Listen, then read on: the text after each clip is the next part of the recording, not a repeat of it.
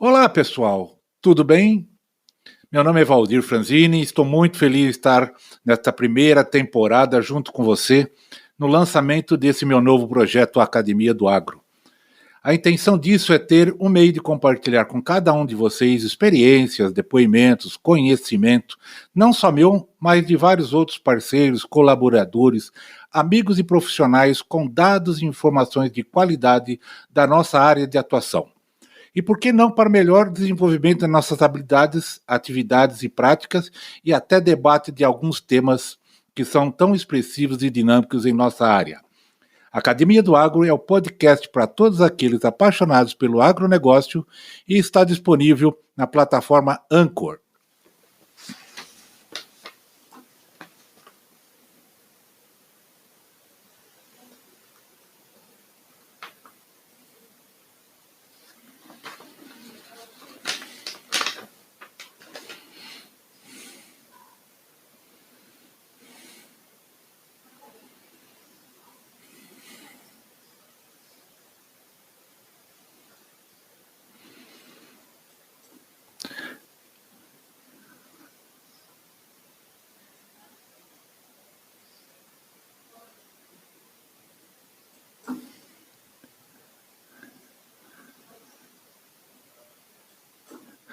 Olá, pessoal, tudo bem? É Valdir Franzini falando e estou muito feliz em estar nesta primeira temporada junto com você no lançamento desse meu novo projeto Academia do Agro. A intenção disso é ter um meio de compartilhar com vocês experiência, depoimentos, conhecimentos, não só meu, mas também de outros parceiros, colaboradores, amigos e profissionais com dados e informações de qualidade da nossa área de atuação. Você está no podcast Academia do Agro, dedicado à competitividade do agronegócio brasileiro, com abordagem de temas que fazem parte do seu cotidiano, trazendo dicas e sugestões para o seu trabalho. Vamos juntos!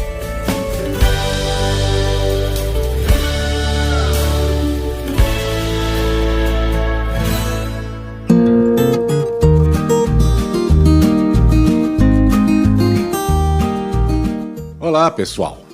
Hoje teremos um episódio diferente. Nós iremos comemorar os 3 meses da Academia do Agro no ar. Já se foram 12 episódios e, como forma de agradecer a todos os nossos entrevistados e a todos vocês, nossos ouvintes, hoje falaremos de um assunto chamado viola. A música toca a alma e o coração. E é interessante como ela faz sentido em momentos diferentes da nossa vida e dentro da rotina nossa do dia a dia. Alguns sempre nos fazem bem, outras nos fazem bem em momentos diversos, mas sempre irão embalar o rumo da nossa história. A música de raiz, ou música caipira, é aquela história cantada que tem começo, tem meio e tem fim. E hoje iremos explorar um pouco dessa intimidade violeira. E vamos conversar com um violeiro de raiz, que na verdade são a expressão de um Brasil interiorano, de um Brasil rural. O nosso entrevistado começou a tocar violão aos 12 anos de idade e logo na sequência, viola caipira. No início da carreira trabalhou para bandas, como produtor, como músico e tocou e cantou em rodeios, além de lecionar viola caipira. Natural de Anápolis, Goiás, é formado em música pela UFG, Universidade Federal de Goiás. Ele, que conquistou o título de O Violeiro do Brasil, já soma mais de 20 anos de carreira, e seu trabalho tem forte influência da música sertaneja, da música de raiz, da música popular brasileira e do country music. Gravou diversos CDs, diversos DVDs e também livros. Já estreou seu show Viola na Arena, que obteve uma média de 96 apresentações anuais, o que lhe rendeu o apelido, por onde passou, de O Violeiro do Brasil. Ele já se apresentou em festivais de São Paulo, rodeios de Barretos, Jaguariúna, já teve turnês internacionais à França, à Inglaterra e ao longo da sua carreira lançou diversos trabalhos. Conosco, Almir Pessoa, voz e viola, estará contando seus casos e sua história. Podcast Academia do Agro. Tá no ar, meu amigo Almir Pessoa, violeiro do Brasil. Cara, Que satisfação contar contigo nesse nosso episódio. Fico muito feliz de trazê-lo para os nossos ouvintes, nossos acompanhantes aqui do mundo do agronegócio, o pessoal da área rural. E como a gente sabe, a música caipira, a música de raiz, nada mais é ou é tudo que a gente espera, como uma história cantada que tem começo, tem meio e tem fim. E eu gostaria de começar o nosso bate-papo perguntando para ti, cara, me fala um pouco da sua vida. Quais seriam os seus principais capítulos da sua autobiografia? Como é que começou tudo? Olá, Valdir. Em primeiro lugar, eu fico muito feliz aqui com o seu convite. E nós estamos em profissões irmãs, né? Eu acho que o agrônomo é irmão do violeiro. Nós estamos, assim, sempre falando mais ou menos, falando a mesma língua, às vezes com um idioma um pouquinho diferente ou abordagens um pouco diferentes. Enfim, respondendo a sua pergunta, um dos principais capítulos da minha vida com a viola, logicamente o começo, né? O começo ali eu estava numa folia de reis, e para quem não sabe o que é a folia de reis é a manifestação da viagem dos 3 reis magos visitando o menino Jesus, né? E é uma tradição europeia que chegou aqui no Brasil e pegou cunhos mais religiosos, né? Enfim, e eu estava ali naquela folia de reis e de repente um cara começa a tocar, um violeiro chamado Jair. E eu olhando aquilo ali fiquei muito impressionado. Eu tocava um pouquinho de violão já na época, eu tinha 17 para 18 anos. E eu cheguei perto do Jair, né, depois que ele terminou de tocar, e falei, cara, o que é isso? Ele falou, isso é uma viola. E eu falei, e como é o nome de quem toca viola? E ele respondeu, é violeiro. Eu falei, cara, eu quero ser isso, eu vou ser isso, eu escolho ser isso. E ali começou a minha trajetória com viola, né? Eu comecei a colocar cordas de aço no violão para ver se o som ficava parecido e nada, né? E comecei a ouvir insanamente Tião Carreiro e Pardinho, Tunique Tinoco e mais um monte de referências. Até que uma prima irmã me deu de presente uma viola e aí começou a minha saga, né? Onde tinha um violeiro eu estava lá correndo atrás e tentando aprender, e não tinha professor lá na cidade que eu morava, né? Eu morava na cidade de Anápolis, é uma cidade grande. Não é que não tinha professor, Valdir, na verdade até tinha, mas eu ficava com medo de tocar que nem aquela galera, sabe? Eles ficavam ali, eu achava meio limitado aquilo. E desde a primeira vez que eu vi a viola, eu enxerguei como algo transcendental, algo que pudesse não ser associada apenas à cultura caipira. Na verdade, a cultura caipira é riquíssima, maravilhosa, eu a amo de todas as minhas forças, mas eu acho que como um instrumento, ele é capaz de expressar muito mais, né, do que a gente pode pensar, inclusive, né, é transcendental, como eu disse. Então, é isso, os primeiros capítulos começam aí, mas logo depois eu comecei a estudar, fui para conservatório de música em São Paulo, fiz conservatório, depois voltei, comecei a dar aulas de viola, caí na estrada, e por aí vai, cara, a história para contar demais, muita coisa. A sua primeira aparição em público? Primeira aparição em público foi no dia 10 de abril de 1998. Agora, as datas são importantes nessa hora porque eu ganhei a viola no dia 16 de fevereiro, né? E no dia 10 de abril eu fiz a minha primeira apresentação pública, ou seja, fevereiro, março, abril, né? Pouco mais de... Foi dois meses e qualquer coisinha. Então, essa foi minha primeira aparição e para um público muito interessante, que era o pessoal que frequentava a folia que eu ia, né? O prefeito da cidade, sabendo que eu era filho do José Agrípio e da Fifia, como o pessoal chama meus pais lá, eles são muito queridos lá na cidade. O prefeito mandou um ônibus, cara, cheio de gente para assistir essa minha primeira apresentação e foi muito bacana. E, enfim, essa foi a minha primeira apresentação pública, né, em show. E em televisão foi num programa chamado Frutos da Terra. Esse programa já tem mais de 30 anos no ar aqui no estado de Goiás, né? Então essas foram minhas primeiras aparições em show e televisão. E daí só estrada e só shows? Cara, o começo foi aquela história, né? Daquela tentativa, né? Aquele negócio todo. Eu tive uma parte da minha história lá no começo ainda, em que eu comecei... Com esse negócio das pessoas virem até o local onde eu fiz o show, eu comecei a promover meus próprios shows, né? Então eu contratava uma banda e esse pessoal tocava, né? Eu pedia para eles tocarem as músicas do rádio, né? Tipo assim, tudo que estivesse tocando no rádio, eles tocassem. Na época tava rolando muito axé, forró universitário, aquela história toda. Eu falei, vocês tocam tudo isso aí, porque na hora que eu entrar, eu quero fazer apenas meia hora de show e só com música minha.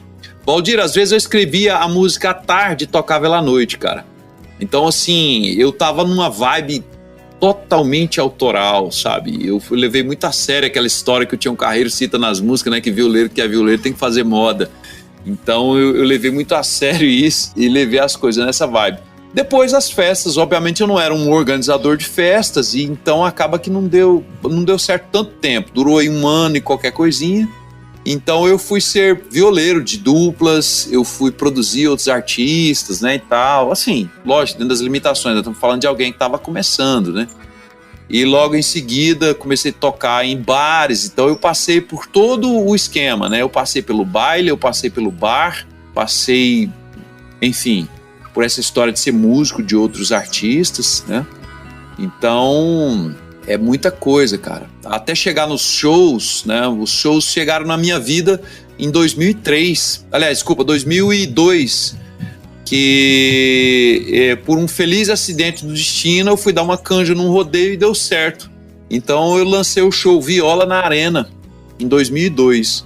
No ano de 2003, olha, preste bem atenção, pessoal. Eu lancei o show em 2002. Quando foi em 2003, eu fiz 97 apresentações. De Barretos a Jaguariúna, passando por Rio Verde, Pará, Mato Grosso, enfim, rodei pra caramba. Mas, cara, e você começou em 1998, pelo que você me disse.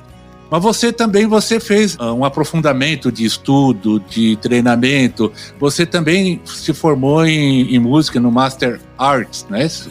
Na verdade foi o seguinte, eu fiz Universidade Federal de Goiás, né? Eu fiz o curso de música aqui e depois que eu estava dentro da universidade, convencido por um vizinho meu que é trompetista, que eu não queria de jeito nenhum, falar, fazer faculdade de música, né? Eu sou violeiro, eu sou caipira, né? Ele falou, cara, vai ser bom para sua carreira. E de fato, aí eu fiz Universidade Federal, me graduei e depois eu fiz um mestrado, né? E foi bacana porque isso me levou para os teatros também e me deu cancha para um projeto muito bonito chamado IVAP, né, que é o Instituto de Viola Almir Pessoa, que vai fazer 5 anos esse ano. Então a junção dessas coisas me tornou um músico arte educador.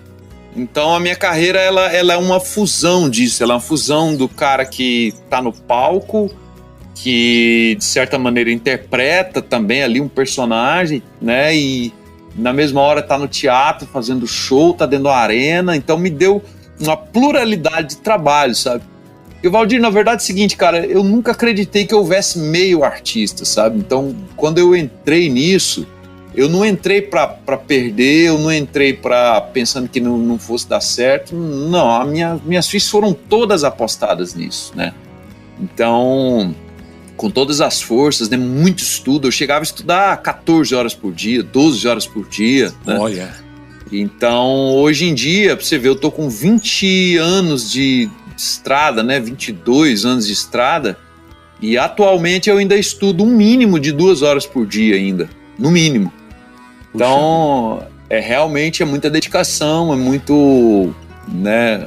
Enfim, eu comparo um músico, cara, a um atleta, sabe? Essa comparação eu gosto muito de fazer, inclusive você deve ter ouvido lá uma entrevista que eu fiz com o Felipe Rezende, no podcast DNA de Violeiro, que inclusive eu convido a você, né, e os seus ouvintes a acompanharem. Com certeza. Nas plataformas aí e tudo mais.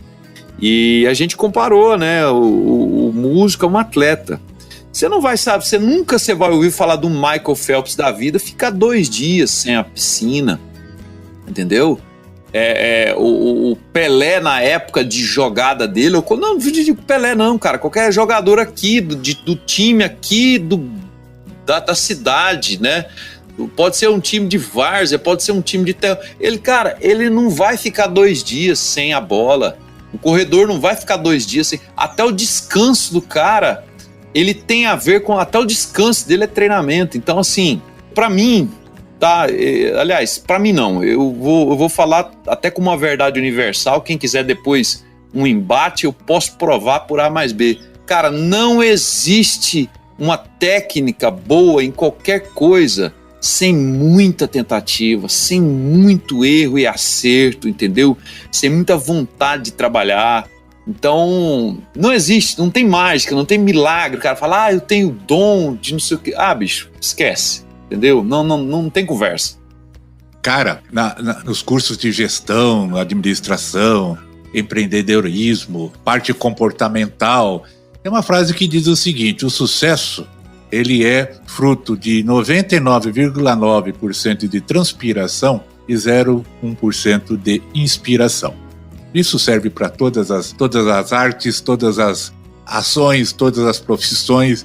O cara se superar, ele tem que exercitar e muito. A excelência não vem com ato. A excelência vem com o hábito de você fazer.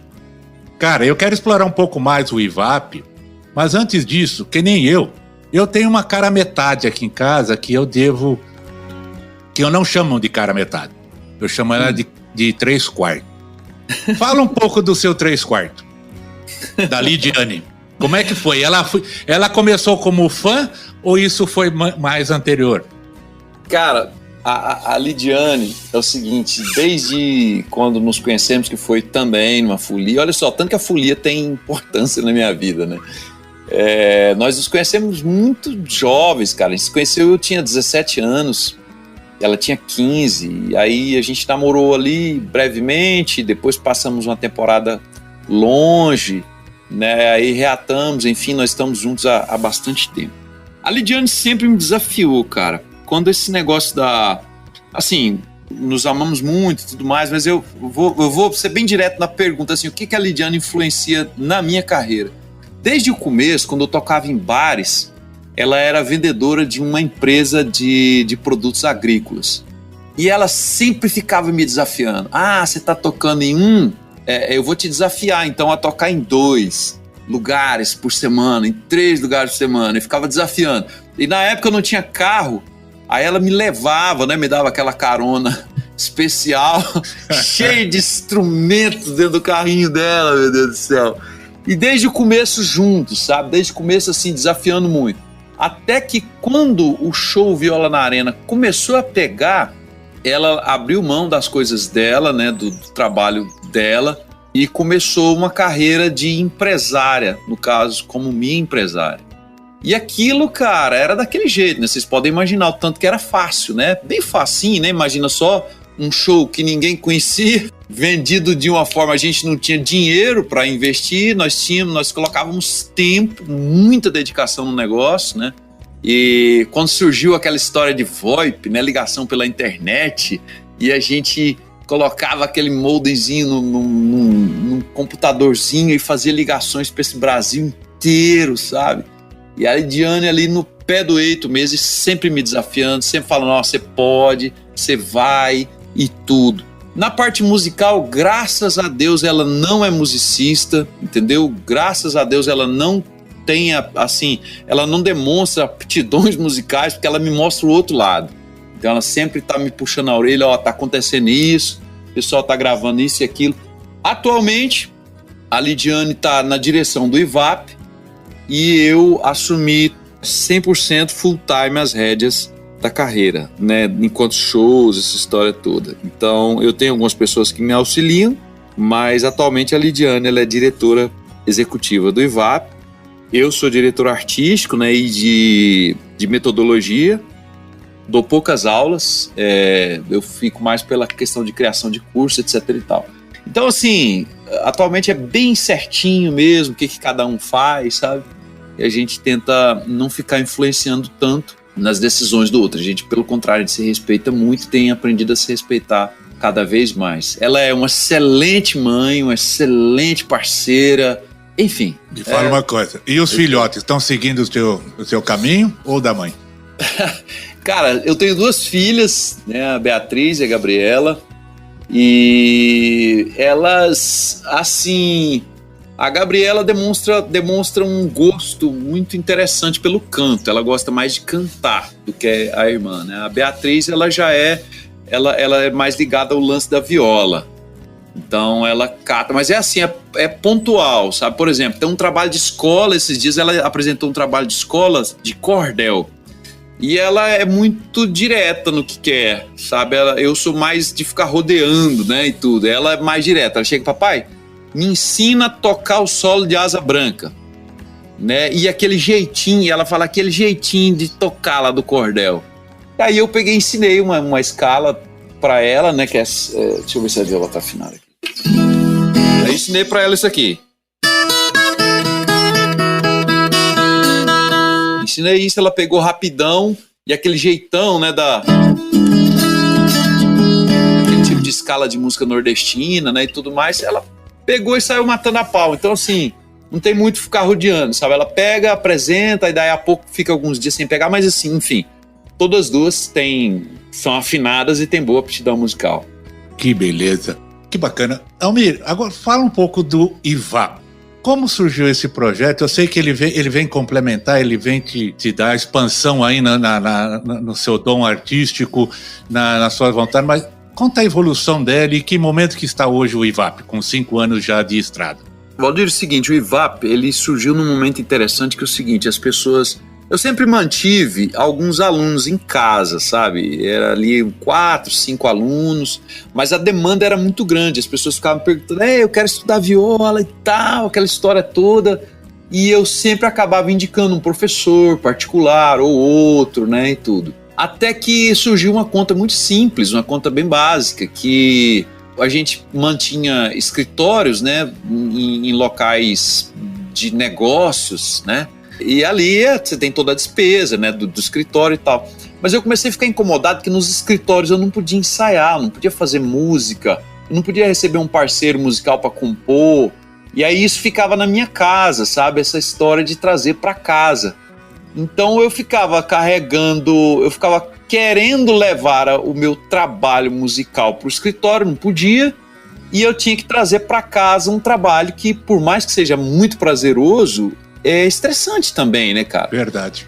E aí nós abrimos o IVAP no intuito de ser uma espécie de escritório com a aula de viola, né, e tudo, um espaço adequado, tudo mais. Por que a gente decidiu chamar de instituto? Porque era muito mais abrangente do que uma escola de viola, sabe? Primeiro que uma escola, na minha cabeça, eu entendo como algo que você vai transmitir uma metodologia já existente, né? No caso de um instituto, não, você cria, né, algo novo, você expõe algo novo, você experiencia, né? Você traz tanto o científico quanto o empírico, né, ali para dentro. Então o IVAP nasceu dessa história de ser o meu escritório.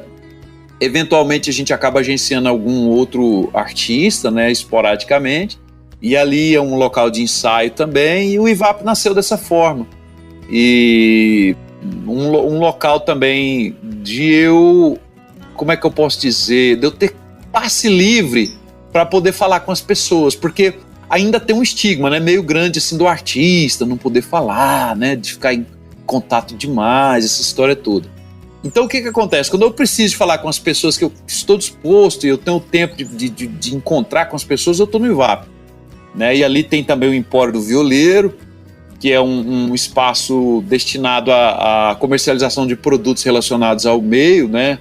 Ao nosso meio. Ali tem um encordoamento de viola, tem coisas para violeiros, souvenirs, camisetas, bonés, essa história toda. Tem também algumas cachaças de altíssima qualidade, sabe? Enfim, e a IVAP tá nessa vibe. Nós temos alguns professores muito engajados, cara. E o IVAP agora chegando o aniversário de 5 anos, que vai ser no mês de novembro, e nós estamos preparando agora um curso online também, o IVAP Online, para atender pessoas todo o Brasil, quiçá fora dele também. Viu, Almir? Eu vi um certo tempo atrás, acho que foi um artigo do... Como é que ele...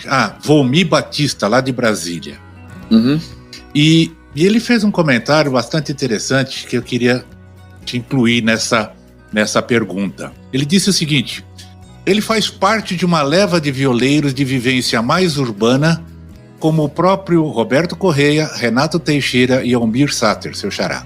É Sim. Um estilo que chamamos de regional, que fala do sertão e com uma pegada mais urbana.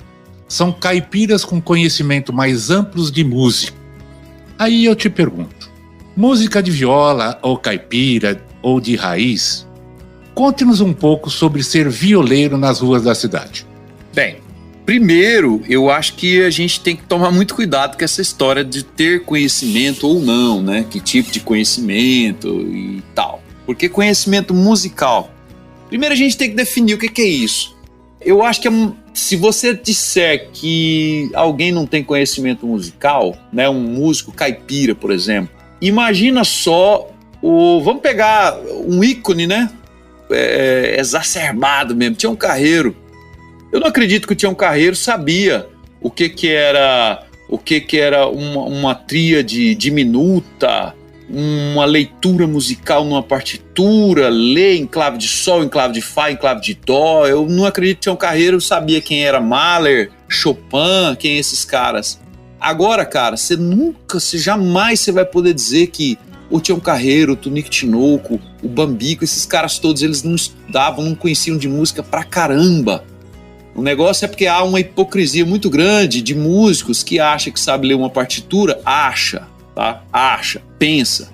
Porque a leitura musical mesmo, bicho, pra ser bem franco mesmo, eu devo conhecer uns 2 que leem pra caramba, e eu devo conhecer mais de 1000 músicos, entendeu? Então, assim, há uma hipocrisia muito grande, as pessoas acharem que tem um conhecimento muito grande, entendeu? E, enfim, a vivência do violeiro urbano. Cara, a viola, segundo também, né, os compêndios, segundo os livros e tudo mais, a viola, ela começou em 1929, as pessoas começaram ali a conhecer o instrumento viola através daquelas primeiras gravações, né, e tudo mais, de discos bancados ali por Capitão Furtado, aquela história toda ali. Tanto a circulação da viola no meio urbano quanto no meio rural, cara, elas sempre aconteceram nos 2 meios. Na verdade, a viola, a coisa de 3 séculos atrás, por exemplo, bem no início, né, da coisa ali e tal, a viola era mais um instrumento urbano do que rural. A viola era mais conhecida do que o violão, né? Era bem mais conhecido do que o violão. A viola veio para o Brasil nas primeiras caravelas, é um instrumento português. Ela é uma fusão de instrumentos árabes com instrumentos ali da Portugal e Espanha, né? Que os árabes, naquelas invasões, levaram instrumentos como o oud, por exemplo, que se fundiu com a guitarra de mão portuguesa e nasceu a viola caipira do jeito que viola caipira é brasileira, né? Isso já está mais para frente. Nasceu o instrumento de 10 cordas dedilháveis com afinações das mais diversas possíveis, que seria o bisavô, o tetravô da viola caipira. O que acontece? Esse instrumento chegando no Brasil, detalhe, a viola foi o primeiro instrumento com cordas metálicas desse planeta, entendeu? Eram cordas de fios de prata. Agora você imagina no Brasil colônia, o cidadão conseguir fio de prata para poder encordoar a viola. Não dá, né, compadre? O que acontece? O brasileiro ali, tupiniquim, já começou a fazer o quê?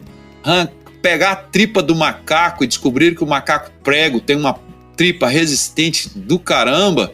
Começaram a fazer corda com a tripa do pobre coitado do macaco. Aí surgiu instrumentos como, vamos lá, viola de coxo, viola de buriti, aquelas violas ali do recôncavo baiano. Aí surgiu viola de tudo quanto é jeito.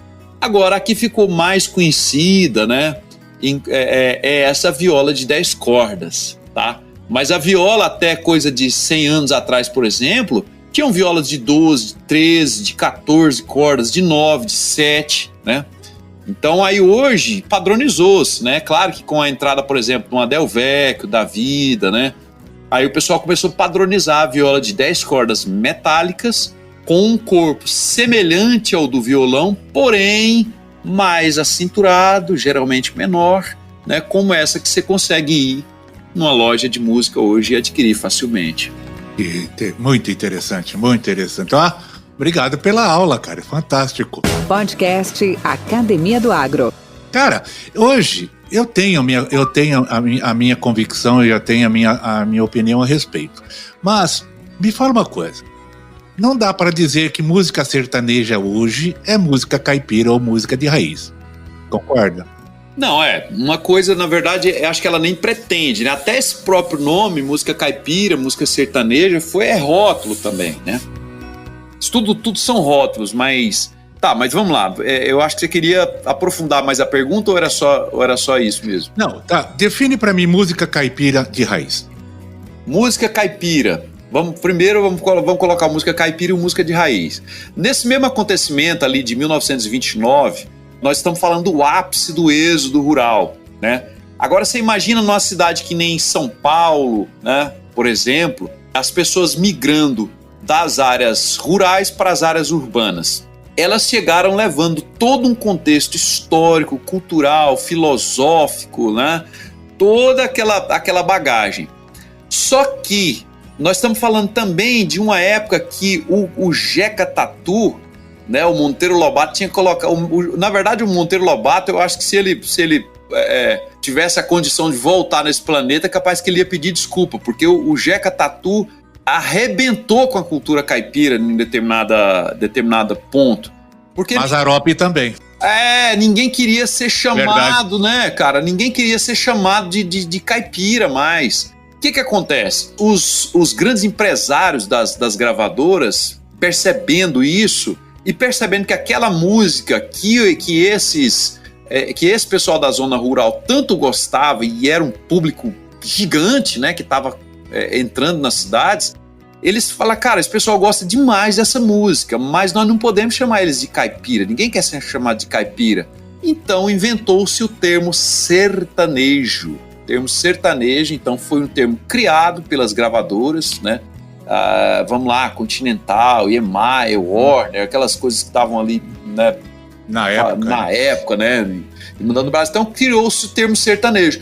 Algumas duplas continuaram utilizando o termo caipira, né? Algumas turmas bateram o pé, mas outras enveredaram com essa coisa do sertanejo e mandaram o braço. Aí começou-se as misturas, né?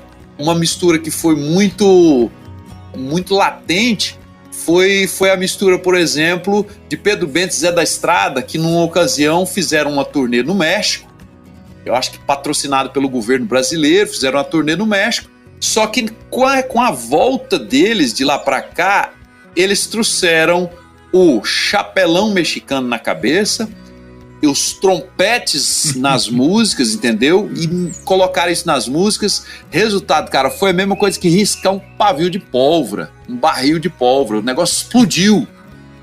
Depois disso, chega Milionários do Zé Rico. O Zé Rico com aquele vozeirão lá em cima nas gripas, você tá entendendo? E aí, com essa influência mexicana, o próprio Hamilton Carneiro fala que foi aonde começou, assim, segundo ele, tá? Onde começou a estragar a música, né? Tipo assim, porque aí ninguém sabia mais o que era sertanejo, o que não era. Mas o fato é que com essa influência da música mexicana, abriu uma porteira também para outras influências muito grandes da música americana. Aí, meu irmão, aí nós já estamos falando de final da década de 70, né? Início dos anos 80.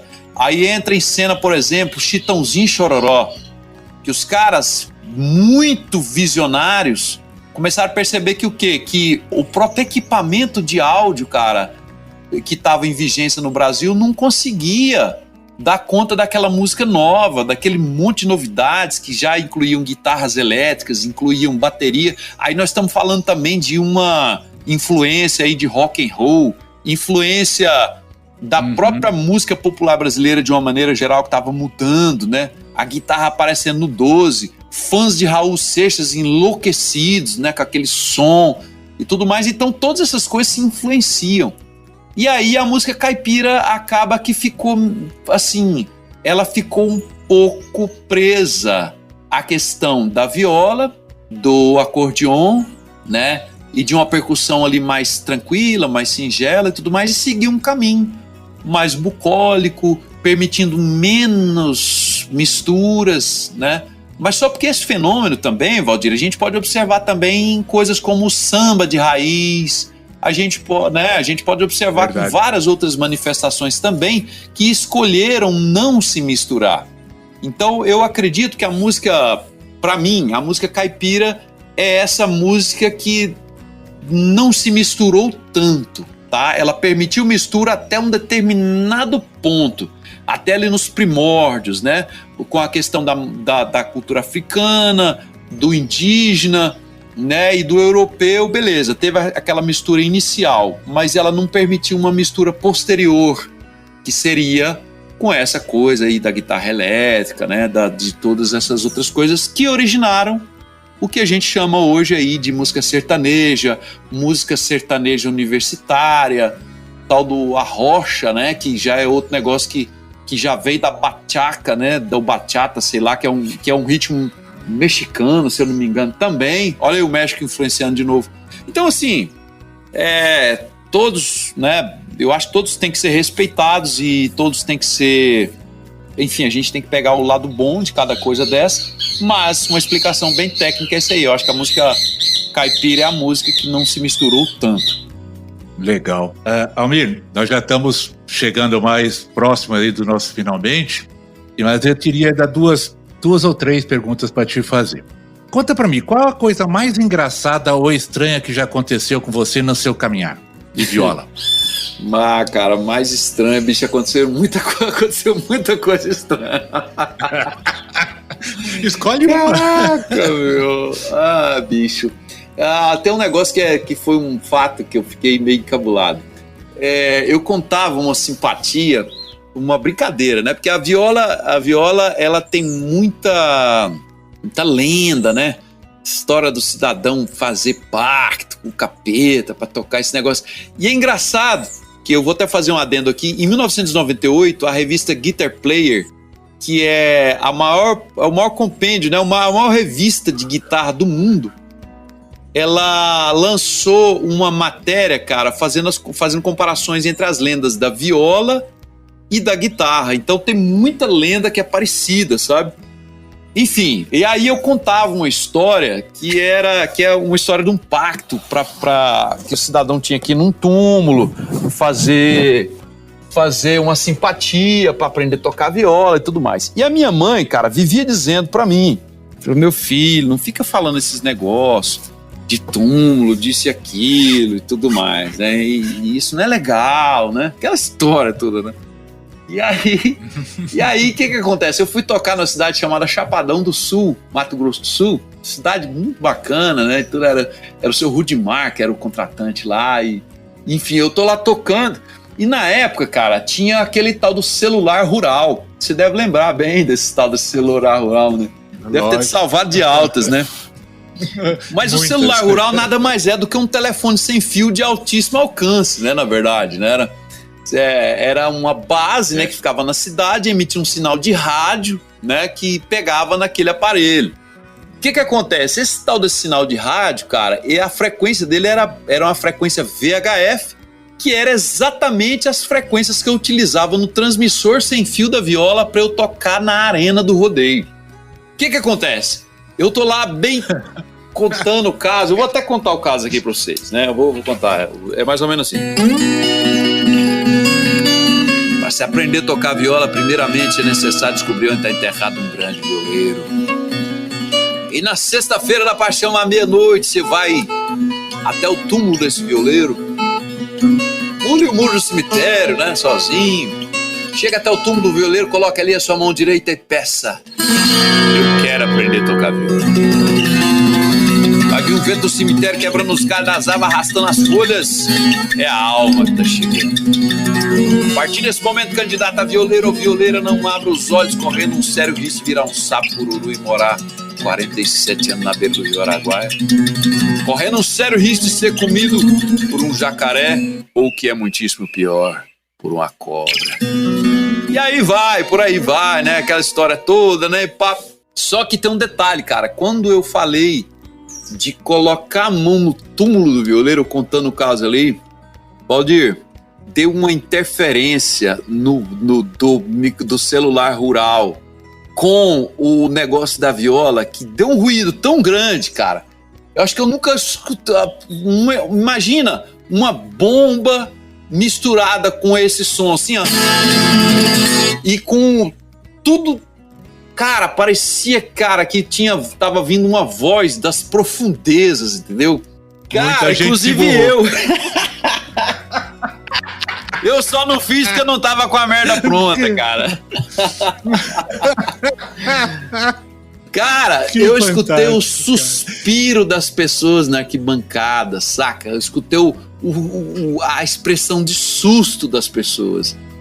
Resultado, eu fiquei encabulado. Aí a voz da minha mãe ficava na minha cabeça: meu filho, não fica falando esses trem e tal. Cara, eu fiquei assim uns 5 shows sem falar a bendita da simpatia, saca? Então esse é um dos casos que aconteceram por aí. Muito bom, muito bom. Eu deixaria uma última pergunta, e você pode fazer a sua mensagem também, que é o seguinte: quando você olha para o futuro da viola, o que você visualiza? Olha, eu visualizo um instrumento ainda mais popular, né? A viola realmente já está muito popular. Pasmem, que são vendidas no Brasil, são números oficiais, recolhidos pela maior fábrica de instrumentos musicais do Brasil, que é a Rosine, do qual inclusive eu tenho uma viola assinada, né? A viola Rosine, modelo Almir Pessoa. Vendem-se no Brasil, por mês, aproximadamente 2.500 novas violas, tá? Por mês. Uau. No Brasil. Então, e a quantidade de escolas de viola, de cursos de viola, de professores de viola é inacreditável. Tem muita gente boa trabalhando, muita gente fazendo a sua parte e tudo. Então, assim, o futuro da viola eu só enxergo popular, sabe? Muito popular, porque a metodologia está se aprimorando cada vez, está sendo aprimorada cada vez mais. E cada vez mais as pessoas também caem aquele mito de que para você tocar viola você tem que tocar violão. Isso é um mito, né? Na verdade, para quem está começando, a viola é muito mais fácil do que o violão, porque a viola te dá uma afinação aberta. Se eu pegar as cordas soltas, por exemplo, vou pegar minha viola aqui solta, ó. Tô tocando com corda solta. Você já tem um acorde, no caso aqui da viola que eu tô afinado em Mi maior. Então, você não tem isso no violão. Eu não estou querendo desanimar quem tá de repente querendo tocar violão, não é nada disso, mas a viola, na primeira aula você sai tocando ali alguma coisinha, entendeu?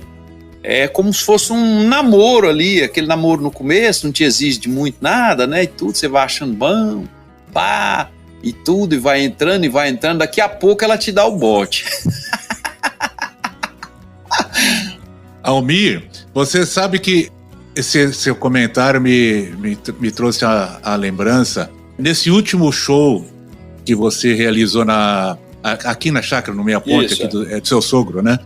E eu tive o privilégio, eu e a patroa, de participarmos, e eu vi seus alunos, o aluno da IVAP, e eu fiquei realmente impressionado.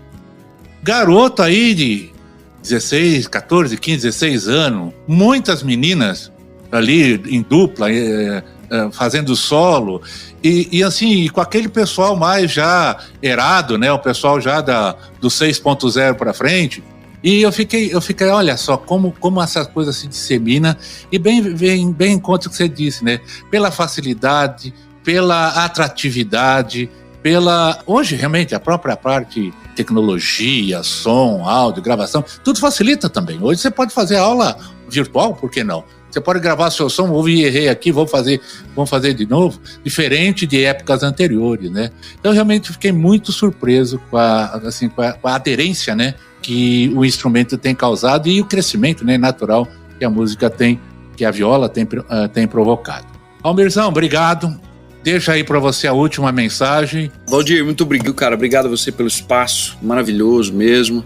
Deixo um grande abraço a toda a moçada envolvida com o agronegócio, enfim, todos os seus ouvintes, tá? Deixo aquele grande abraço, meu amigo, muitíssimo obrigado pelo espaço. Eu te agradeço, esse espaço sempre estará à sua disposição e espero encontrá-lo em breve, ao vivo em cores e sem a internet. Então, valeu, meu irmão, até mais.